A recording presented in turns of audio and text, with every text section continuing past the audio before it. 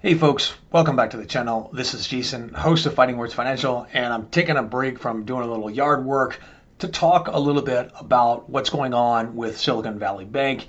And I just wanted to go over a few points, folks. This isn't the end of the world, but it is certainly a mini reckoning that's going to go on with interest rates rising. There's going to be a struggle for some regional banks with concentrated investment portfolios to survive. But Silicon Valley Bank, guys, is really a unique case. Now, it is the largest bankruptcy for a bank since Washington Mutual back in 2008. They had about $208 billion in deposits or so. And what makes this unique is that 87% of the deposits at Silicon Valley Bank were not insured. So what does that mean? So FDIC insurance only covers accounts up to $250,000 per registration per individual or organization. So for example, if like you're a married couple or something like that, then you and your wife can both have $250,000 each under individual accounts, $250,000 each under a joint account, and $250,000 for a trust for however many beneficiaries there are. So there's more than $250,000 of coverage for individuals. But when it comes to these larger venture capital firms that had, 10, 50, $100 million on deposit there, they are not insured. That does not mean that they are out of money completely. There's going to be a liquidation process, and they may recover quite a bit of what they have on deposit there based on the amount of assets that Silicon Valley Bank has. But it kind of depends on how fast this process is wound down and if the federal government is able to broker the sale of Silicon Valley Bank to another more broadly established institution that can take on their burdens.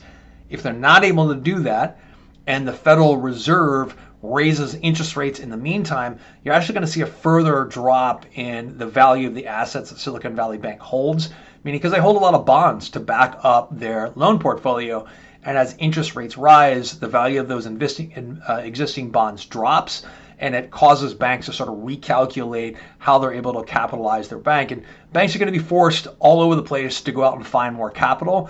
And what does that mean for you as a saver or as an investor? That means that interest rates are going up on savings accounts, not simply as a means to pay people because interest rates are going up, because they're going to struggle right now to fight for deposit base. They need those deposits to conduct business, to go out and turn around and make loans.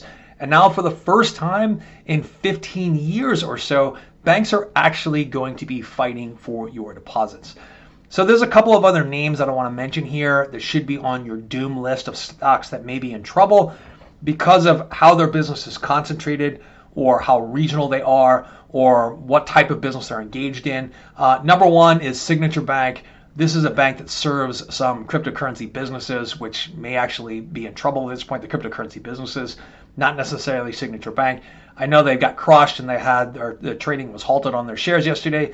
Doesn't mean they're going out of business, but I keep an eye on them. And also First Republic Bank, I think that one is also on the East Coast as well. They're pretty heavily involved in the venture capital game, and they may be really hurt by what's going on right now.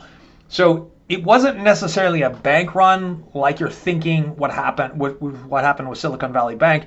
It wasn't a bank run like 2008.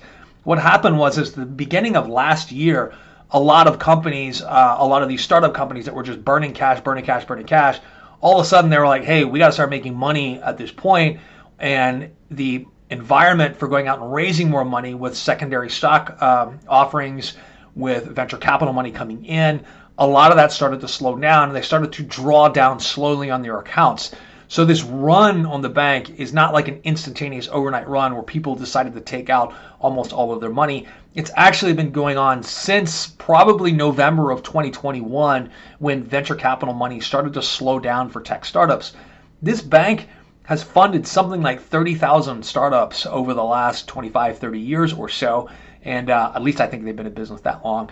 And what it looks like at this point is that the government is going to step in and backstop the bank through the FDIC, at least for all those insured accounts.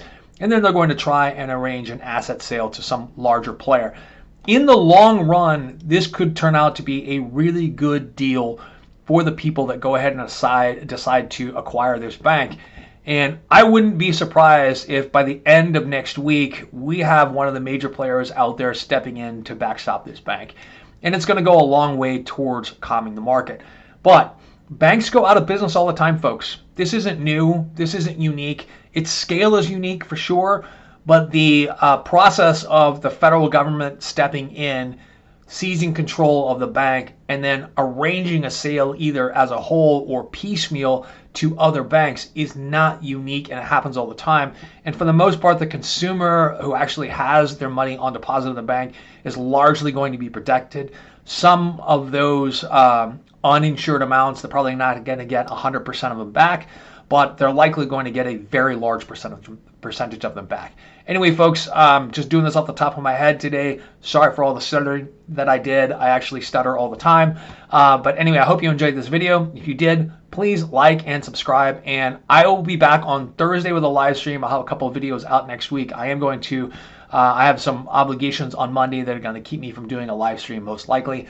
I'll see you on Thursday for sure. Thank you very much and have a nice day.